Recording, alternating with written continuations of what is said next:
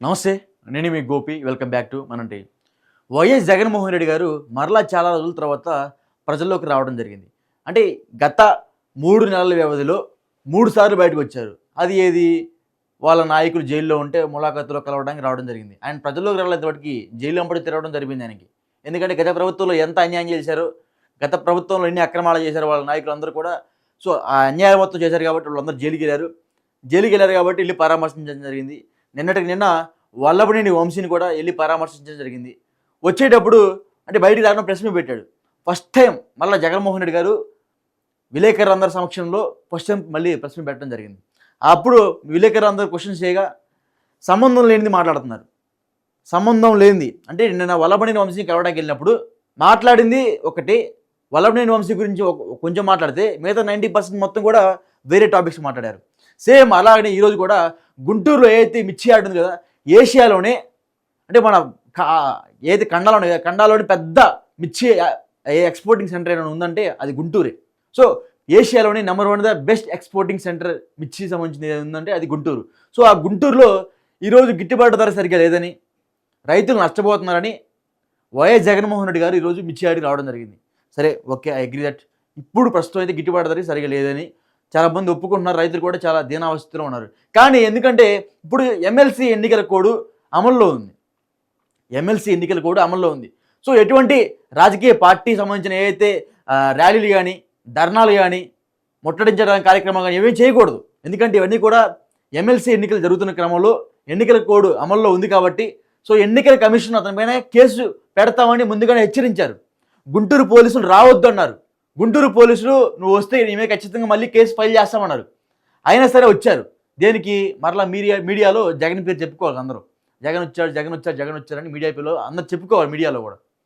So ఆ highlight కావడానికే ఇప్పుడు మరలా వైఎస్ జగన్మోహన్ రెడ్డి గారు గుంటూరు అయితే రావడం జరిగింది. సో గుంటూరు వచ్చారు, నానా విధ్వంసం సృష్టించారు.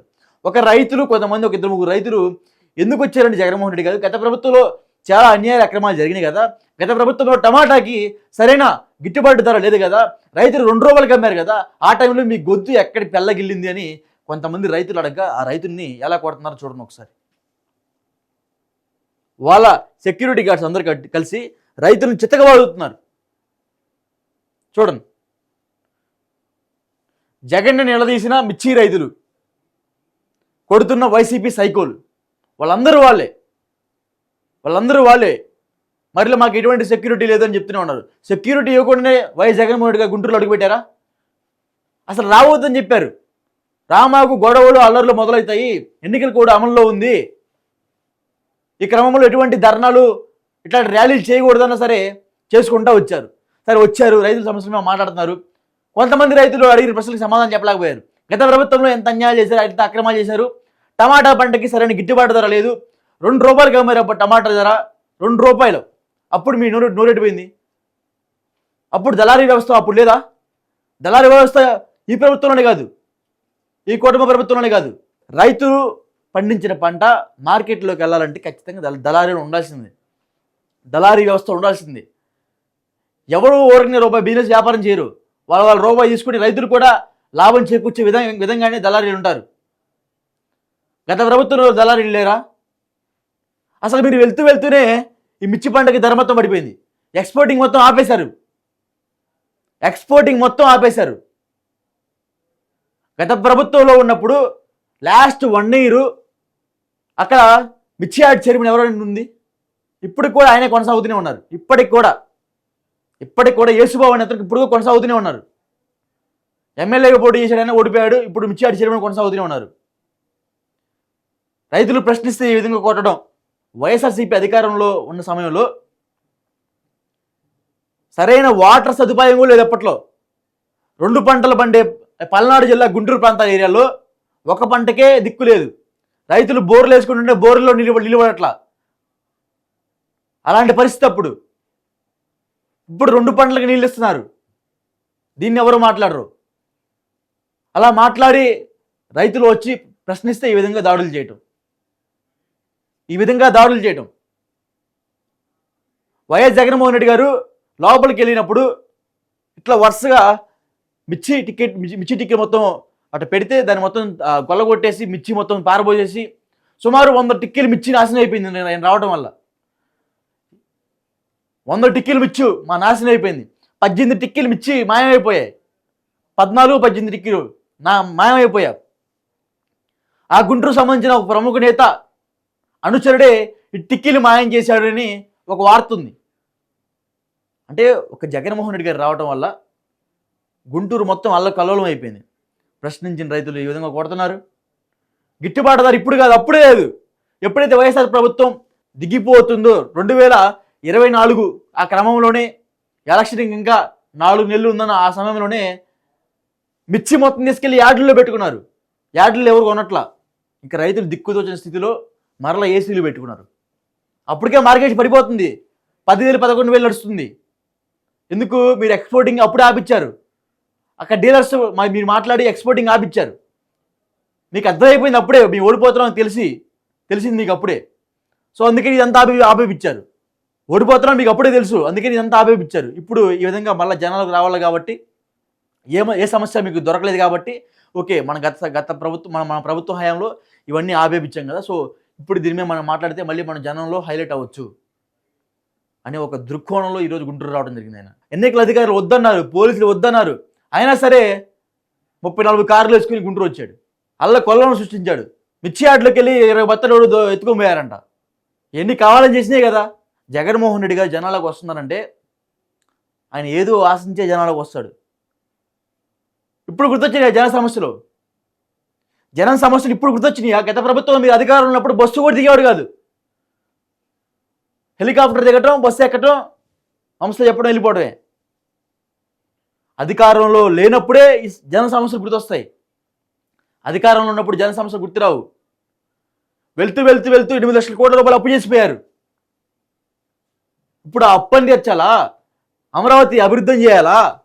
ఉద్యోగుల్లోని నిరుద్యోగులందరికీ జాబులు ఇప్పించాలా? ఎన్నని చేయాలి? 8 లక్షల కోట్ల రూపాయల అప్పు. రాష్ట్ర బడ్జెట్కి 2 అంతలు ఎక్కువ. అంత అప్పు చేసి వెళ్ళిపోయారు. అట్లా చేసి కూడా మరలా ఈ విధంగా మాట్లాడుతున్నారు. ఎక్స్పోర్టింగ్ మీరు ఆపేపించారు. ఎక్స్పోర్టింగ్ మీ అధికారంలో ఉన్నప్పుడు, మీరు అధికారంలో ఉన్నప్పుడు అప్పుడు ఆ ఎక్స్పోర్టింగ్ ఆగిపోయింది. చివరి 5 నెలల ముందు నుంచి ఎక్స్పోర్టింగ్ ఆపేశారు. చాలా తక్కువ ఎక్స్పోర్టింగ్ వెళ్ళిపోయింది. మిర్చి మొత్తాన్ని మీరు పెద్దగా స్టాక్స్ ఏర్పాటు చేసుకుని మొత్తం పంపించి, మీరు ఏర్పాటు చేసుకున్న స్టాక్స్ మొత్తం కూడా ఎక్కువ రేట్లకి 23-24 అమ్మేసుకొని అప్పుడు రైతులు కొంతమేరకు లాభపడ్డారు, కాదనట్లేదు. అదే మిర్చి యార్డు నమ్ముకొని చాలామంది రైతులు ఉన్నారు. సో ఆ టిక్కీలు మొత్తం కూడా బ్యాక్గ్రౌండ్ వేసేసి వాళ్ళే పాపం ఏసీలో పెట్టుకొని ఆ మిర్చి మొత్తం కూడా వాళ్ళు ఇప్పుడు రోడ్డును పాడుపడ్డారు. అంటే గత ప్రభుత్వంలో చేసిన తప్పిదం వల్లే ఇప్పుడు రైతులు ఈ విధంగా బాధపడుతున్నారు. ప్రశ్నించిన రైతుని కొడుతున్నారు. గత ప్రభుత్వంలో మీరు చేసిన అన్యాయాలు అక్రమాలు బయట పెడుతున్నారు కాబట్టి ఇటు కొడుతున్నారు. సో ఎప్పటికైనా సరే రైతులందరూ మేలుకోవాలి. పల్నాడు ప్రజలు, గుంటూరు ప్రజలందరూ మేలుకోవాలి. ఈ విధమైన దాడులు అండి ప్రశ్నించినంత మాత్రాన.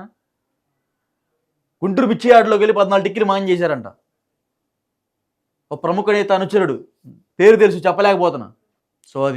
సో జగన్మోహన్ రెడ్డి మీద ఇప్పుడు ప్రస్తుతం అయితే కేసు నమోదవుతుంది అని ఒక వార్త వస్తుంది. ఖచ్చితంగా కేసు నమోదు అవుతుంది, అవ్వాలి కూడా. ఎన్నికలు కూడా అమల్లో ఉన్నప్పుడు ఎన్నెందుకు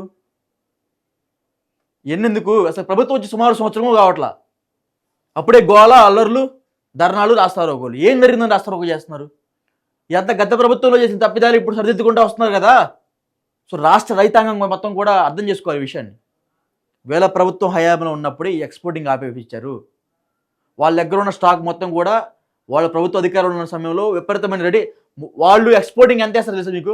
20,000కి అమ్ముకొని వాళ్ళు 40,000కి ఎంత అమ్మేస్తారు. అంత ఎక్స్పోర్టింగ్ వేసుకొని మరలా ఒకవేళ మనం ప్రభుత్వంలోకి వేస్తే ఒక 3 ఏళ్ళు ప్రజల మొత్తాన్ని, ఏదైతే రైతులు ఉన్నారో ఆ రైతుల మొత్తాన్ని, మిర్చి మొత్తం మనం స్టాక్ చేసి ఒక్కసారిగా రేట్ని పెంచేద్దాం అనే ఆలోచనలో వాళ్ళు ఉన్నారు. సో వాళ్ళు ఇప్పుడు అధికారంలో రాలేదు, ఇప్పుడు ఎన్ని ఎట్లా వెళ్ళిపోతున్నాయి. వాళ్ళు చేసిన లుసుగేందో ఇప్పుడు తెలుసుకుంటున్నారు అంతే. మళ్ళీ 2-3 నెలల్లో మిర్చి రేటు పెరుగుతుంది ఆటోమేటిక్గా. ఆ లుసుగేందో తెలుసుకోవాలి కదా. 2-3 నెలల్లో పెరిగిపోతుంది ఆటోమేటిక్గా. ఆ చైర్మన్ 10 మళ్ళీ మారిపోతే ఖచ్చితంగా లుసుగులు తెలుసుకుంటారు. మరలా రైతులు గిట్టుబాటు ధర కదా అంతకు మించి వస్తాయి. ఎకరానికి 2 లక్షల రూపాయలు మిగిలిన రైతులు కూడా ఉన్నారు ఈ సంవత్సరంలో.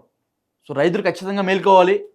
ఈ వీడియో చూస్తున్నట్టుగా రైతులు ప్రశ్నించినప్పుడు జగన్మోహన్ రెడ్డి అనుచరులు వాళ్ళందరూ కూడా, సైకులు అందరూ కూడా రైతులను కొట్టడం జరిగింది. సో దీని మీద కూడా కేసు నమోదు చేయాలి. జగన్ పైన ఇప్పుడు రెండు కేసులు నమోదు చేయాలి. ఒకటి కాదు, 2 కేసులు.